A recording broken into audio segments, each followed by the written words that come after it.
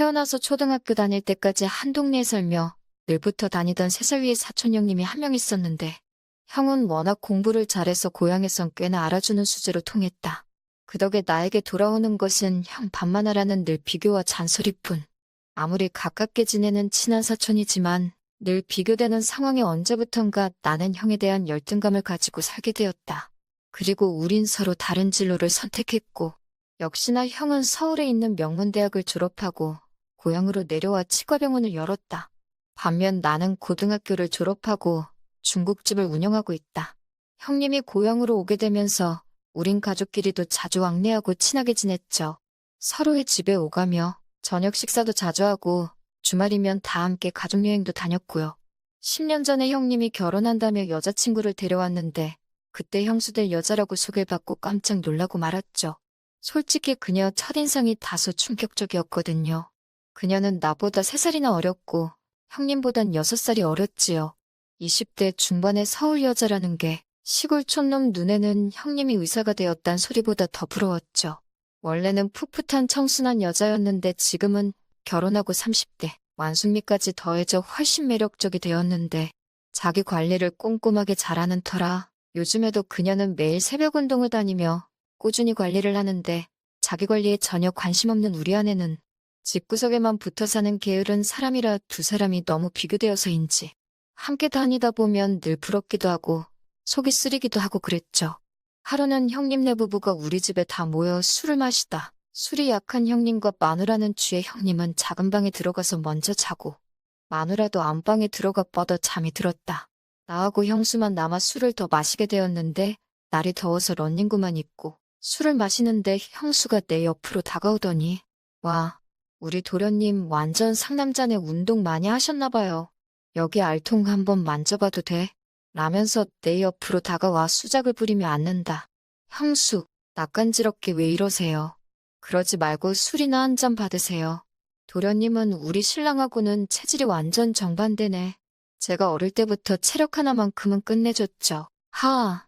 그녀는 그 말을 듣고 내가 무슨 뜻으로 한 말인 줄 눈치를 챘는지 그런 것 같네요. 호하며 묘한 웃음을 짓는다. 형수도 얘가 둘씩이나 있는 아줌마 치곤 볼매다 볼매. 우린 서로에 대한 칭찬을 아끼지 않았다. 술이 약하고 노는 걸 별로 좋아하지 않는 새님 같은 사촌 형님과 달리 놀기 좋아하는 형수는 사람들 만나 수다 떨고 술 마시는 걸 좋아했고 주량이 소주 3병 정도는 거뜬할 정도로 예주가이자 주당이었다. 그렇게 그날 그녀와 단둘이서 새벽까지 술을 마시게 되었는데 자꾸 우리 부부가 부럽다며 많이 취했는지 같은 말을 반복했다. 그래서 우리가 뭐가 부럽다고. 건물주의 명문대 졸업한 의사 남편에 형수까지 얻은 형님이 난 훨씬 부러운데 그동안 형에게 느끼고 있던 열등감에 대해 털어놓기 시작했다. 형이 머리는 그렇게 똑똑한데 대체 어디가 그리 별로야? 완전 별로야, 별로. 허우대만 멀쩡하지.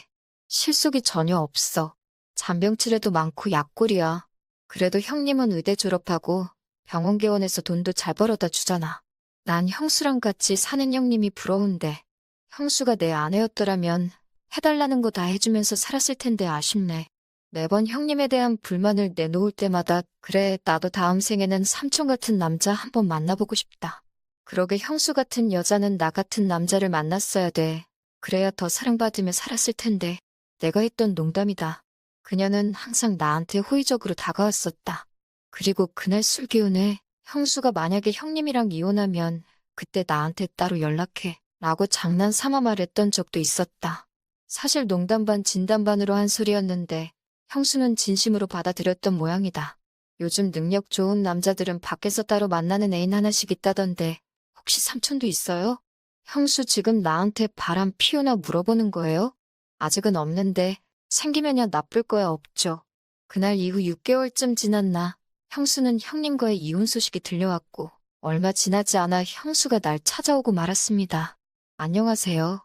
올해 40살인데 고향 동네에서 중화요리 전문점을 운영 중입니다. 하루 종일 주방에 들어 앉아 뜨거운 불길 앞에서 중화팬에 기름칠하고 먹질해가며 볶고 튀기고 청춘을 다 보냈지요. 20대 초반부터 10년 가까이 배달일이며 주방일이며 닥치는 대로 하다가 주인 아저씨한테 기술을 전수받아 중국집을 차렸는데 다행히 장사가 잘 되어 지금은 꽤 돈을 잘 벌고 있다.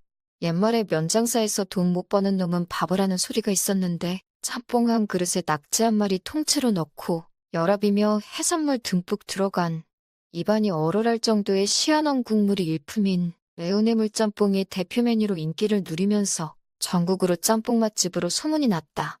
홀 장사뿐 아니라 배달 장사도 잘 되는 편이고 지금은 주방장과 보조까지 주방에만 직원이 4명이 일을 하고 홀에는 3명이고 나는 주문을 받거나 배달 음식 포장을 주로 맡아 하고 있다.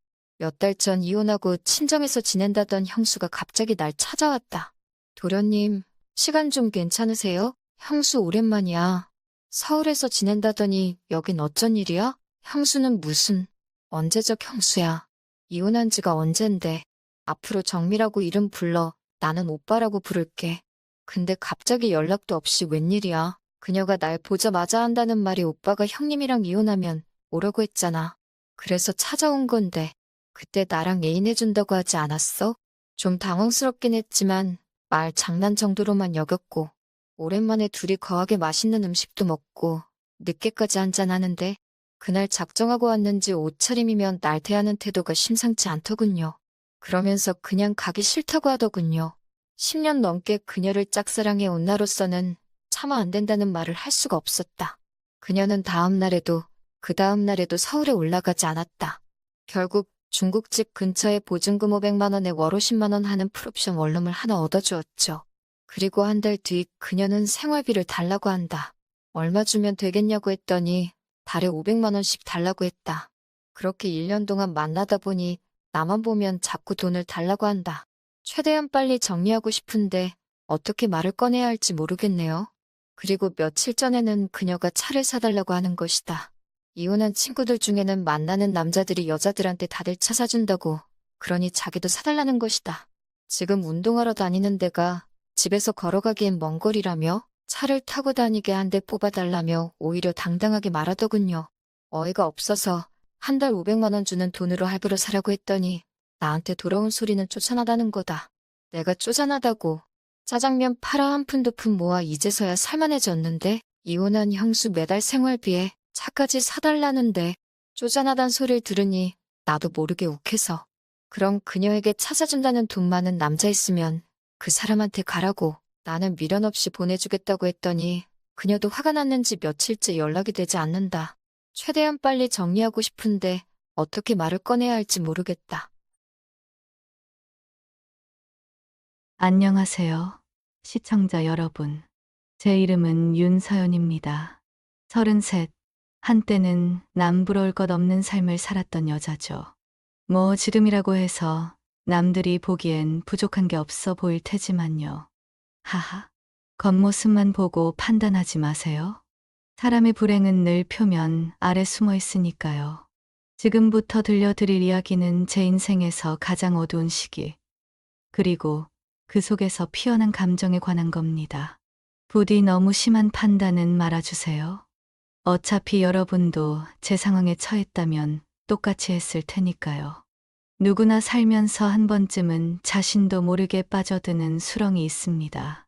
제 수렁은 그저 다른 사람들보다 조금 더 복잡하고 깊었을 뿐이죠.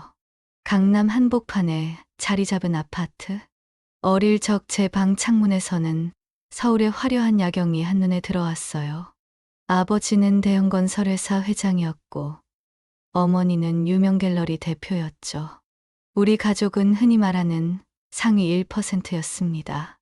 명품 가방은 계절마다 바꿔가며 들었고 방학 때마다 외국으로 여행을 다녔어요. 그 시절에 저는 모든 것이 당연하다고 생각했어요. 돈이란 그냥 있는 것, 풍족함은 태어날 때부터 주어진 것이라고요. 대학도 성적 걱정 없이 아버지 인맥으로 들어갔죠. 연예인처럼 예쁜 얼굴도 아니었는데 남자들은 줄을 섰어요. 그야 돈이 있으니까요. 웃기죠? 돈이 있으면 못생긴 여자도 예뻐 보이나 봐요. 대학교 3학년 음악과에서 만난 정우는 제 진짜 사랑이었어요. 그는 피아노를 전공하는 장학생이었는데 가진 건 없었지만 음악에 대한 열정만큼은 누구보다 뜨거웠죠. 그리고 침대 위에서도 열정적이었어요. 아직도 그의 손길이 제 피부를 타고 흐르던 감각이 생생해요. 밤마다 그가 제 귓가에 속삭이던 말들, 제 몸을 떨게 했던 그 모든 순간들. 서연아, 내가 없으면 어떡할래? 정우의 까만 눈동자를 바라볼 때면 가슴이 터질 것 같았어요.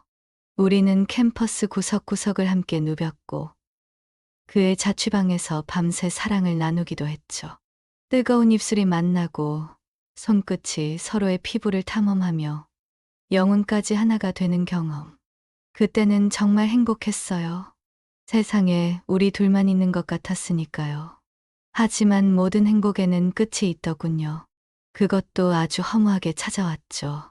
대학 졸업을 앞둔 어느 겨울날, 집에 돌아오니 어머니가 펑펑 울고 계셨어요. 아버지의 회사가 부도 위기에 놓였다는 거예요. 밀린 공사대금과 거래처 사기, 그리고 무리한 투자가 겹쳐 회사는 파산 직전이었습니다. 서연아, 우리 이제 어떡하지? 뭐 세상 참 웃기죠?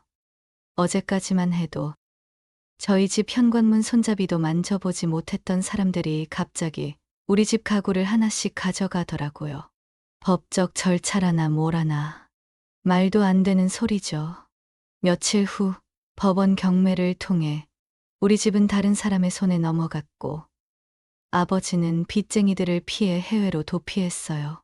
그냥 혼자 도망간 거죠. 가족도 버리고요. 갑자기 우리 가족은 강남 대저택에서 월세 30만 원짜리 고시원으로 옮겨야 했어요. 제 방은 창문도 없는 칸막이 하나짜리 방이었어요. 화장실은 공용이었고 샤워실에서는 항상 곰팡이 냄새가 났죠. 정우에게 우리 집 상황을 털어놨어요.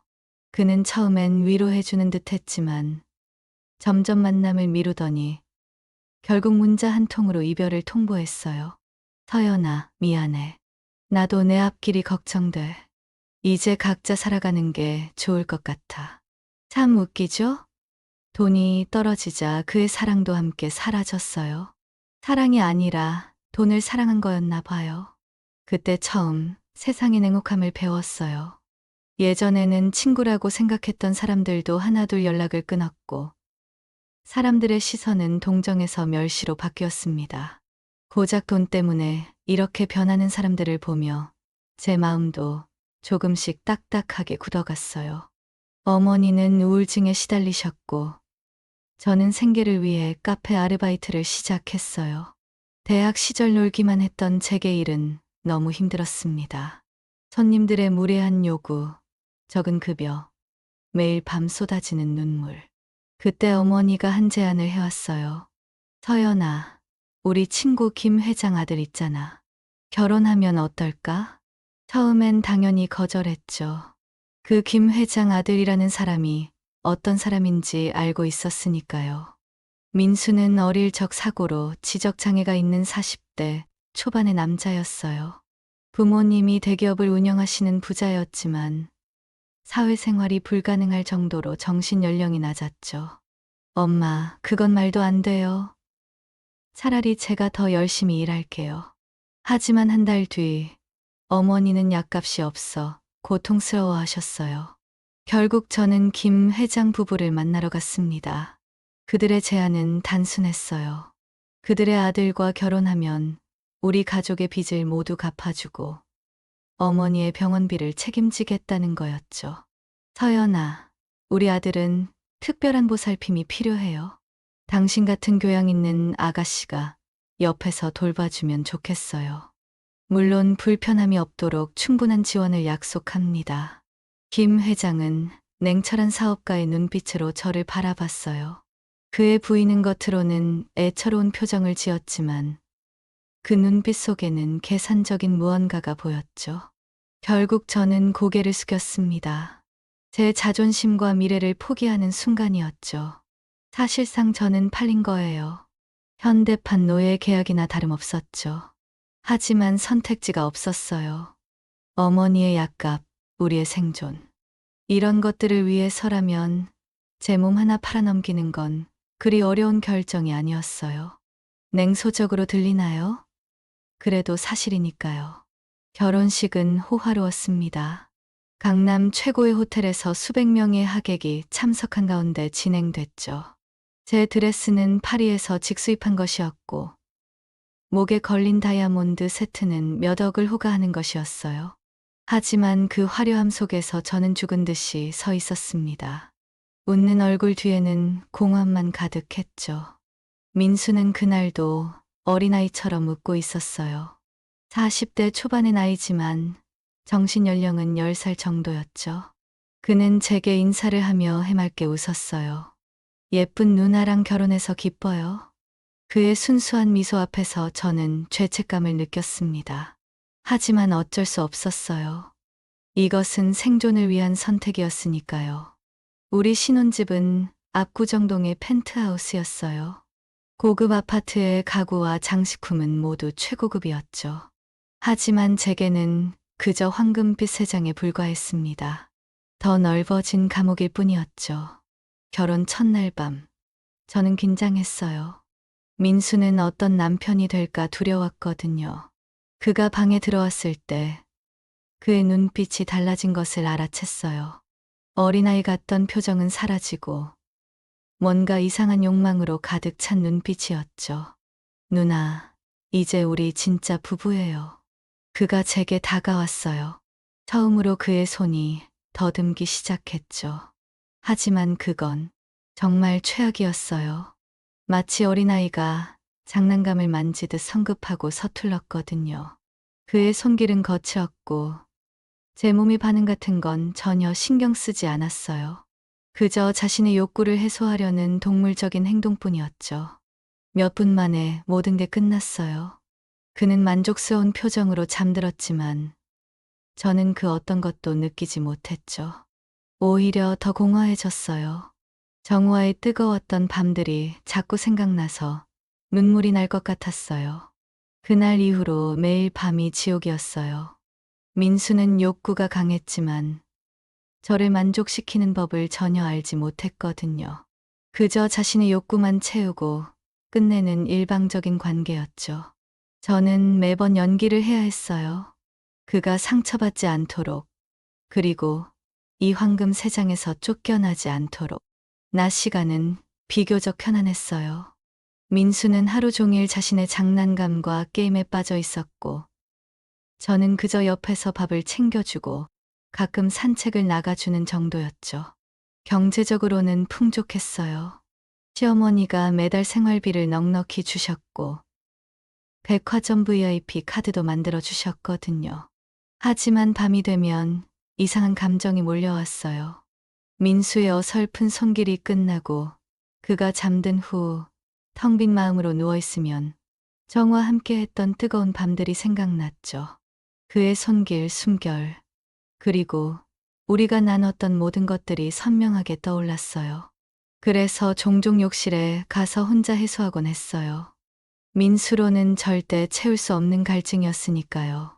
점점 갈증이 심해졌어요. 밤마다 정우를 생각하며 몸부림쳤죠. 결국 저는 그에게 연락했어요. 3년 만의 연락이었죠. 정우야, 나 서연이야. 잘 지내? 놀랍게도 그는 바로 전화를 받았어요. 그의 목소리는 여전히 따뜻했죠. 서연아, 오랜만이네. 결혼했다면서? 축하해. 아무렇지도 않게 축하해라고 말하는 그가 순간 미워졌어요. 하지만 그의 목소리를 들으니 3년 전의 감정이 다시 살아나는 것 같았죠. 우리는 카페에서 만나기로 했어요. 그를 다시 본 순간 심장이 멈추는 것 같았어요.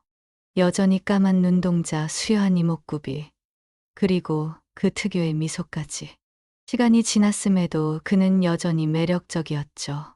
어떻게 지냈어? 피아니스트 됐어? 정우는 쓴웃음을 지었어요. 아니, 학원 강사로 일하고 있어. 꿈은 포기했어.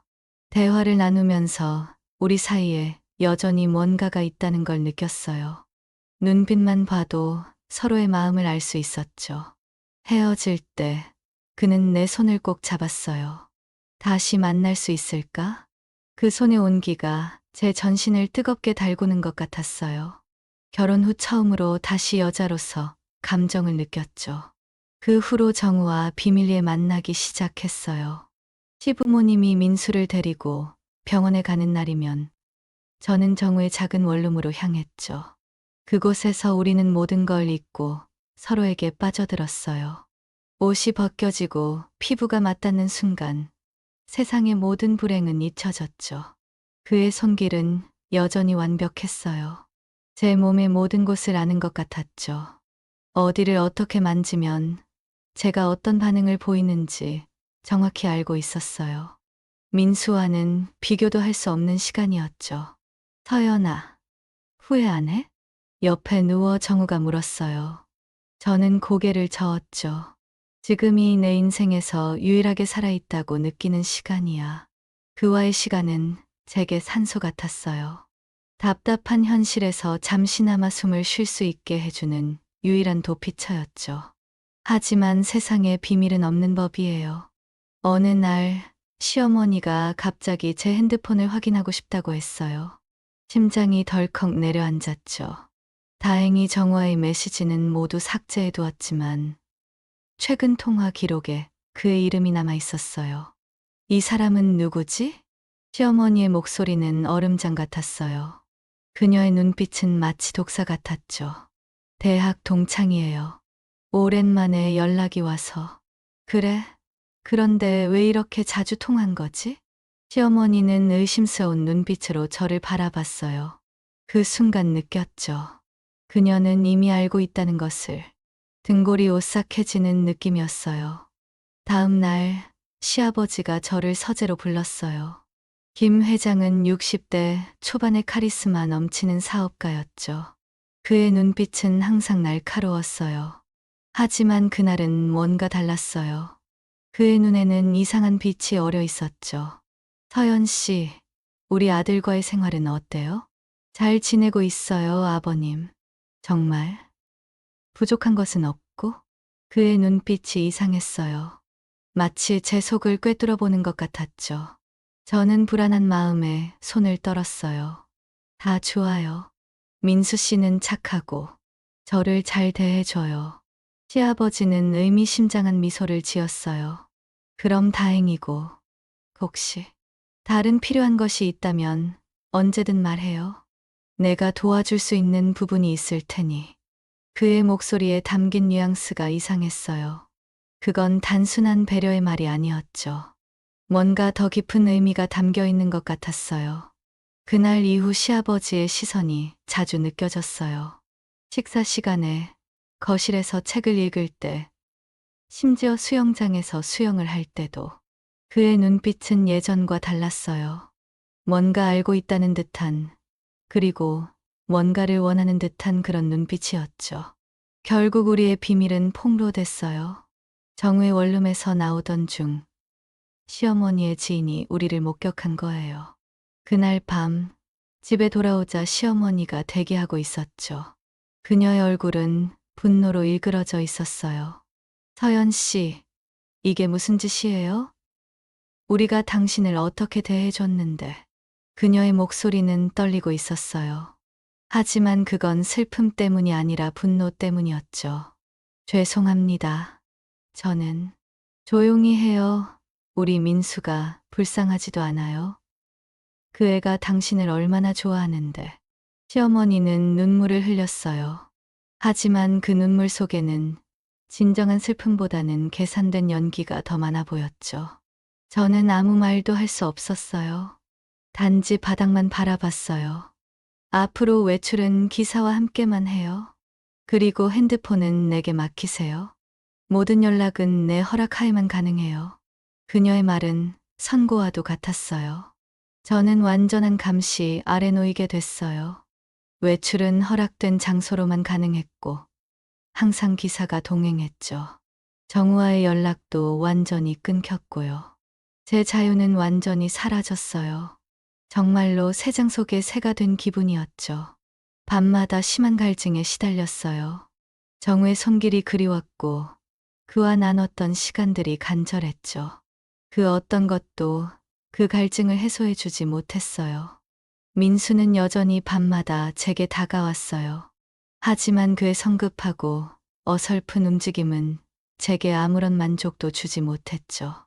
매번 그가 끝내고 나면 저는 욕실에 가서 혼자 눈물을 흘렸어요. 이게 내 삶의 전부인가 싶어서요.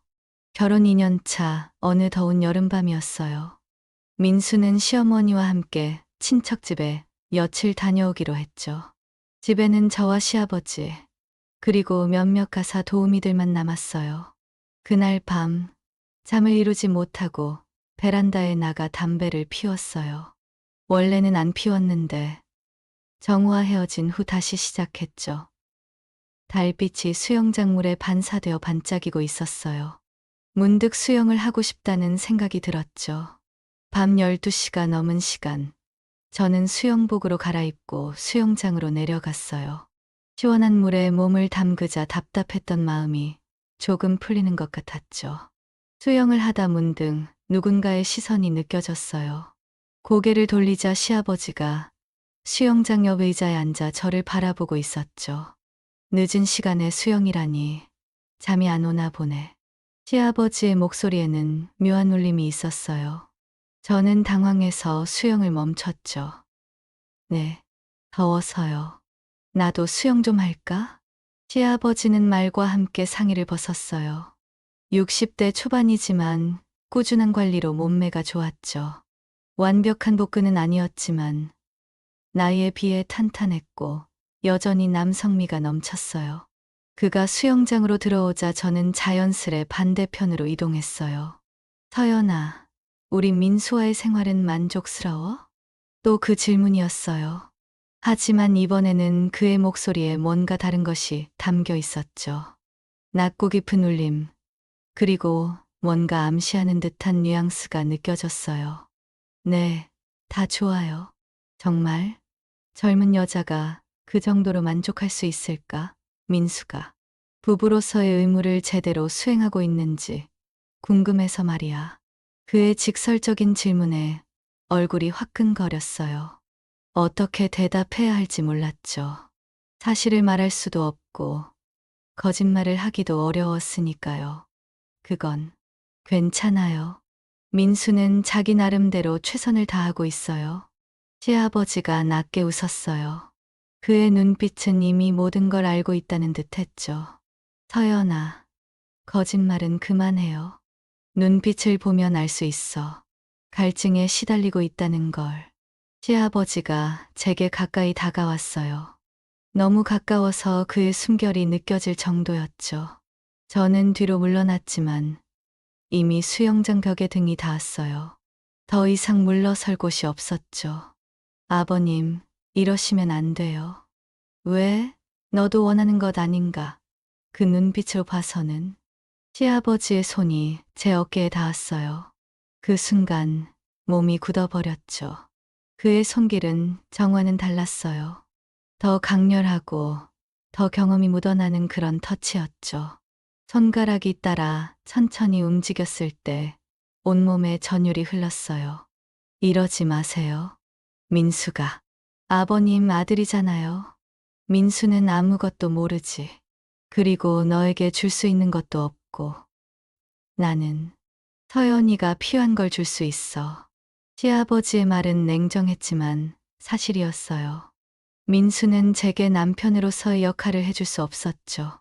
하지만 이건 너무 잘못된 일이었어요. 동시에 이상하게도 그의 말에 뜨거운 감정이 일었어요. 오랫동안 억눌러왔던 갈증이 고개를 들었죠. 안 돼요. 우리는 말을 끝맺기도 전에 시아버지의 입술이 제 것을 덮쳤어요. 그의 입맞춤은 거칠고 열망으로 가득 찼죠. 처음엔 밀어내려 했지만 제 몸은 이미 반응하고 있었어요. 얼마나 오랫동안 진짜 남자의 손길을 그리워했는지 그때서야 깨달았죠. 시아버지의 손이 제 수영복 끈을 내렸을 때 저는 저항하지 않았어요. 그의 것이 제 목을 타고 내려가는 동안 머릿속에서는 경고음이 울렸지만 몸은 이미 그에게 반응하고 있었죠. 여기선 안 돼요. 누가 볼 수도 있어요. 숨이 가빠지며 말했어요. 시아버지는 잠시 멈추고 제 눈을 바라봤죠. 내 방으로 올래? 그 순간 저는 선택의 기로에 서 있었어요. 이건 분명 잘못된 일이었지만 제 몸은 이미 결정을 내린 것 같았죠. 오랜 갈증 끝에 만난 오아시스를 외면할 수 없었어요. 저는 황급히 수영장에서 나와 방으로 도망쳤어요. 심장이 터질 듯이 뛰었죠. 하지만 그날 밤, 결국 저는 시아버지의 방을 찾아갔어요. 처음으로 그를 남자로서 받아들인 거죠. 그날 이후 시아버지와의 비밀 관계가 시작됐어요. 민수와 시어머니가 없을 때면 우리는 서로를 찾았죠. 그의 방에서, 서재에서, 때로는 외출을 핑계로 호텔에서. 시아버지는 제가 그토록 갈망하던 만족감을 주었어요. 그의 경험 많은 손길은 제 몸의 모든 곳을 알고 있는 것 같았죠. 서연아, 너무 아름다워. 그가 내 귓가에 속삭일 때면 온몸에 전율이 흘렀어요. 민수가 부르는 누나와는 달리 시아버지의 서연하는 한 여자로서 나를 바라보는 느낌이었죠. 하지만 동시에 심한 죄책감도 느꼈어요. 한편으로는 이건 너무 잘못된 일이라고 생각했죠. 민수의 아버지와 그런 관계를 맺는다니. 하지만 다른 한편으로는 그에게 이상한 끌림을 느꼈어요. 그의 성숙함, 여유, 그리고 강인함이 제게 안정감을 주는 것 같았죠. 어느 날 시어머니가 저를 자신의 방으로 불렀어요. 그녀의 방은 항상 차갑고 정돈되어 있었죠. 마치 그녀의 성격처럼요. 심장이 미친 듯이 뛰었어요. 들켰구나. 생각했죠. 서연 씨, 요즘 당신과 우리 남편 사이에 뭔가 있는 것 같던데. 순간 심장이 멎는 줄 알았어요. 어떻게 알았지? 우리는 조심했는데. 무슨 말씀이신지. 그만해요. 난 바보가 아니에요. 당신들이 어떻게 서로를 보는지 다 알아요. 시어머니의 목소리는 예상외로 차분했어요. 오히려 그게 더 무서웠죠. 마치 독사가 먹이를 노리는 것 같은 그런 차분함이었어요. 죄송합니다. 저는 아무 생각도 없었어요. 거짓말 마세요. 당신도 원했잖아요. 그 외간 남자와 몰래 만나는 것도 내가 다 알고 있어요. 그 말에 정신이 번쩍 들었어요. 정우와의 일까지 알고 있었다니. 몰래 조사라도 한 걸까요? 민수는 당신을 만족시켜줄 수 없다는 거 나도 알아요. 그 애는 정신이 어린아이 수준이잖아요. 뜻밖의 말에 저는 고개를 들었어요. 시어머니의 눈에는 냉정함만 가득했죠. 그녀는 마치 사업적인 거래를 논하는 것처럼 담담히 말을 이어갔어요. 우리 가문은 대를 이어야 해요. 민수로는 그럴 수 없다는 건 우리 모두 알고 있죠. 순간 그녀가 무슨 말을 하려는 건지 깨달았어요. 등골이 오싹해졌죠. 당신이 우리 남편과 관계를 맺어 아이를 가지면 그건 민수의 아이로 할 거예요. 우리 가문의 대를 이을 후계자가 필요해요. 정말 충격적인 제안이었어요. 말도 안 되는 소리였죠. 하지만 그녀의 눈빛은 진지했어요. 그건 말도 안 돼요. 어떻게 그런 제안을. 왜요? 당신도 원하는 거 아닌가요? 그 외간 남자랑 몰래 만나는 것보다야 낫지 않아요? 지금 당신이 하는 분류는 완전히 무의미한 짓이지만 내 남편과의 관계는 적어도 우리 가문을 위한 거니까. 시어머니의 말에 할 말을 잃었어요. 그녀는 이미 모든 걸 알고 있었고 이렇게 냉정하게 거래를 제안하고 있었죠. 마치 제가 사람이 아니라 그저 혈통을 이어줄 도구처럼 여기는 것 같았어요. 시간을 드릴게요. 생각해 보세요. 우리 남편도 이미 동의했어요. 그리고 당신이 거절한다면 그 외간 남자 일도 모두 밝혀질 거예요. 민수에게도 세상에도. 그 말을 남기고 시어머니는 저를 방에서 내보냈어요. 머릿속이 복잡했죠. 이런 상황이 어떻게 가능한 거지? 이게 정상적인 가정이라고 할 수 있을까? 시어머니의 눈빛에서는 위협이 느껴졌어요. 그녀는 자신의 목적을 위해서라면 무슨 짓이든 할 수 있을 것 같았죠. 그날 밤 갑자기 민수가 고열로 쓰러졌어요. 병원에 가보니 급성 맹장염이었죠. 수술실 앞에서 기다리는 동안 시부모님과 함께 있었는데 그 긴장된 순간에도 시아버지의 손이 제 허리를 감싸는 걸 느꼈어요. 더 이상한 건 시어머니가 그걸 보고도 아무 말도 하지 않았다는 거예요. 오히려 의미심장한 미소를 지었죠. 결국 저는 시어머니의 제안을 받아들였어요. 이상하게 들리겠지만 그 순간 제게는 그게 최선의 선택처럼 느껴졌거든요. 정우와의 관계는 이미 끝났고 민수와의 결혼 생활은 만족스럽지 않았으니까요. 게다가 시어머니의 협박이 무서웠어요. 그녀는 정말로 정우와의 일을 폭로할 수 있을 것 같았죠. 시아버지와의 관계는 이제 공식적으로 허락된 불륜이 되었어요. 시어머니는 계획적으로 민수를 데리고 외출하며 우리에게 시간을 만들어줬죠.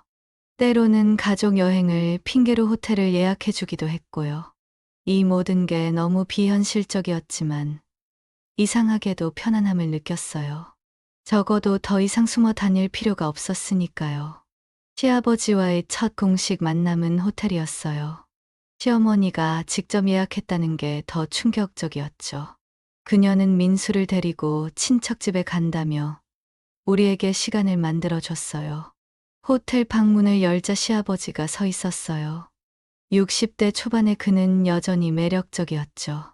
그의 눈빛은 욕망으로 가득했어요. 오랫동안 당신을 기다렸어요. 그가 제게 다가왔어요. 그의 손길이 제 얼굴을 감쌌죠. 이상하게도 죄책감보다는 흥분이 더 컸어요. 이건 그런 관계였지만 그래서 더 강렬했던 걸까요? 시아버지의 것은 민수나 정화는 완전히 달랐어요. 경험이 묻어나는 깊고 강렬한 것이었죠. 그의 손길도 노련했어요. 제 몸의 모든 반응을 아는 것 같았고 제가 원하는 순간에 정확히 필요한 터치를 해줬어요. 민수와는 절대 느낄 수 없었던 쾌감이 밀려왔어요. 그날 밤 우리는 서로에게 완전히 몰입했어요. 그는 제게 여자로서의 즐거움을 알게 해줬고 저는 그에게 젊음의 열정을 선사했죠. 이상한 거래였지만 우리 둘 다 원하는 것을 얻은 셈이었어요. 서연아, 이상하게 들릴지 모르지만 처음 봤을 때부터 원했어. 그가 귓가에 속삭였어요. 그의 고백은 제 심장을 빠르게 뛰게 했죠. 그래서 서연이 너를 우리 민수의 신부로 선택한 거야. 아내가 제안했을 때 망설임 없이 동의했지. 그 말에 가슴이 철렁 내려앉았어요. 처음부터 계획된 일이었다는 거죠? 제 의사와는 상관없이 그들의 계획대로 제가 움직였다는 생각이 들자 기분이 이상했어요. 하지만 이미 돌이킬 수 없는 지점까지 와 있었죠. 그 후로 우리는 정기적으로 만났어요. 시어머니는 항상 완벽한 알리바이를 만들어줬죠. 그녀의 계획대로 몇 달 후 저는 임신을 했어요. 모두가 민수의 아이라고 생각했지만 사실은 시아버지의 아이였죠. 임신 소식을 들었을 때 시어머니의 얼굴에는 승리의 미소가 번졌어요. 그녀의 계획이 성공한 거니까요. 민수는 매우 기뻐했어요. 그는 아이가 생긴다는 사실에 어린아이처럼 좋아했죠. 누나, 우리 아기가 생겼대요? 정말요? 와, 너무 좋아요. 그의 순수한 기쁨을 보면서 죄책감이 몰려왔어요. 그는 아무것도 모른 채 행복해했으니까요. 하지만 시어머니는 냉정했어요. 잘했어요. 이제 우리 가문의 후계자가 생기게 됐네요. 그녀의 말은 마치 거래가 성사됐다는 사업가의 목소리 같았어요. 시아버지는 겉으로는 담담했지만 그의 눈빛에서 진정한 기쁨을 볼 수 있었죠. 그는 정말로 이 아이를 원했던 것 같아요. 하지만 제 마음은 복잡했어요. 이게 정말 내가 원하는 삶일까? 아이는 자라면서 어떤 감정을 느낄까? 이 비밀은 영원히 지켜질 수 있을까? 씁쓸한 웃음이 나왔어요. 저는 결국 그들의 계획대로 움직이는 꼭두각시가 된 것 같았으니까요. 임신 6개월 차, 저는 병원에서 충격적인 소식을 들었어요. 쌍둥이를 임신한 거예요. 한 명은 예상대로였지만 두 명이라니. 게다가 초음파 사진을 보니 남자아이와 여자아이였죠. 집에 돌아와 그 소식을 전하자 시부모님은 매우 기뻐했어요. 특히 시어머니는 눈물까지 흘렸죠. 아들과 딸을 한 번에 얻게 되다니 더 바랄 게 없었나 봐요. 이건 정말 축복이에요. 남자아이가 김씨 가문을 이어갈 거예요. 시어머니의 얼굴에는 처음 보는 감정이 번졌어요. 진짜 기쁨이었을까요? 아니면 계획이 더 성공적으로 된 것에 대한 만족감이었을까요? 하지만 그날 밤 혼자 있을 때 시아버지가 제 방으로 찾아왔어요. 그의 표정은 평소와 달리 심각했죠. 서연, 우리 관계는 이제 끝내야 할 것 같아. 갑작스러운 말에 저는 당황했어요. 왜요? 뭐가 잘못됐어요?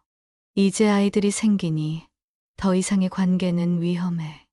우리 비밀이 밝혀지면 아이들에게도 해가 될 거야. 그의 말은 이성적이었지만 왠지 모를 배신감이 들었어요. 저는 그와의 관계에 감정을 투자하고 있었거든요. 어쩌면 그건 사랑이라고 부를 수도 있었을지 모르죠. 당신은 그냥 아이를 원했던 거군요. 그게 다였어요? 난 그저 대를 이을 도구였나요? 제 목소리가 떨렸어요. 시아버지는 잠시 침묵했다가 대답했어요. 처음엔 그랬을지도 몰라. 하지만 지금은 내가 소중해졌어. 그래서 이 관계를 끝내려는 거야. 내가 정상적인 삶을 살길 바라니까. 그의 말이 진심인지 아닌지 알 수 없었어요. 하지만 저는 이미 깊이 빠져 있었죠. 거절당한다는 건 너무 고통스러웠어요. 정상적인 삶, 그게 뭔데요? 민수와 연기하며 사는 거요? 당신들이 만든 이 가짜 삶이 정상이라고 생각해요? 목소리가 점점 커졌어요. 시아버지는 나를 안아줬어요. 그의 품에서 처음으로 눈물을 쏟았죠. 미안해, 서연아. 하지만 이게 우리 모두를 위한 길이야. 그날 밤, 저는 혼자 울었어요. 이 모든 상황이 너무 비현실적이고 슬펐죠. 내가 왜 이런 삶을 살게 된 걸까? 이건 정말 내가 원했던 거였을까? 누구를 위한 삶인 걸까? 그리고 문득 깨달았어요. 시아버지가 진심으로 저를 생각해서가 아니라 시어머니의 명령 때문에 관계를 끝내려는 건지도 모른다고요. 그들의 계획은 이미 성공했으니 이제 저는 필요 없어졌을 수도 있겠죠. 그 생각을 하니 더욱 쓸쓸해졌어요. 샵샵 12점 반전. 임신 8개월 차 어느 날 갑자기 복통이 심해졌어요. 너무 일찍 진통이 오는 것 같았죠.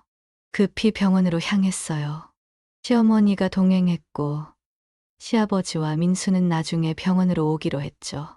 병원에 도착해서 검사를 받는데 의사의 표정이 심각해졌어요. 태아 중 한 명의 심장 박동이 약합니다. 응급 제왕절개가 필요해요. 그 순간 모든 게 흐릿해졌어요. 정신을 잃기 전 마지막으로 본 건 시어머니의 걱정스러운 얼굴이었죠. 깨어났을 때 제 옆에는 시아버지가 앉아 있었어요. 그의 표정은 어두웠죠. 아이들은요? 여자아이는 살았어. 하지만 남자아이는 그의 목소리가 떨렸어요. 아들을 잃은 거예요. 시어머니가 그토록 원했던 남자 후계자를. 문이 열리고 시어머니가 들어왔어요. 그녀의 얼굴은 분노로 일그러져 있었죠. 내가 말 안 했니? 조심하라고. 그 결과가 이거야. 그녀의 비난에 저는 아무 말도 할 수 없었어요. 물론 제 잘못이 아니었지만 그 순간 모든 책임을 떠안을 수밖에 없었죠. 시어머니의 얼굴에는 슬픔보다 분노가 더 컸어요. 그녀에게는 후계자를 잃었다는 것이 아이를 잃은 것보다 더 큰 상실이었나 봐요. 모든 게 망가졌어. 시어머니가 소리쳤어요. 시아버지가 그녀를 말리려 했지만 소용없었어요. 당신은 그냥 손녀로 만족해야 할 거예요. 아니면 아예 다시 시작할까요? 다른 여자를 찾아서? 그녀의 말에 시아버지의 얼굴이 굳어졌어요. 이제 그만해. 서연이는 우리 손녀의 엄마야. 더 이상은 안 돼. 시어머니는 차갑게 웃었어요. 그래요? 갑자기 감정이 생겼나 보네. 그녀는 방을 나가면서 문을 쾅 닫았어요. 시아버지는 지친 표정으로 내 손을 잡았죠. 미안해, 서연아. 이 모든 게 내 잘못이야. 며칠 후 병원에서 퇴원했을 때 집 분위기는 완전히 달라져 있었어요. 시어머니는 더 이상 제게 말을 걸지 않았고 시아버지는 어색하게 거리를 두었죠. 오직 민수만이 여전히 순수하게 제게 다가왔어요. 누나, 우리 딸 예쁘죠? 제가 잘 보살필게요. 그의 말에 눈물이 났어요. 이 모든 거짓된 관계 속에서 유일하게 진실한 사람은 바로 민수였으니까요. 그는 아무것도 모른 채 정말로 자신의 아이라고 생각하며 기뻐했어요. 그의 순수함이 더욱 제 마음을 아프게 했죠. 오늘 영상도 끝까지 시청해 주셔서 감사합니다. 구독과 좋아요, 알림 설정까지 꾹꾹 눌러주시면 저에게 큰 힘이 됩니다. 다음 영상에서 더 재미있는 이야기로 찾아오겠습니다. 안녕.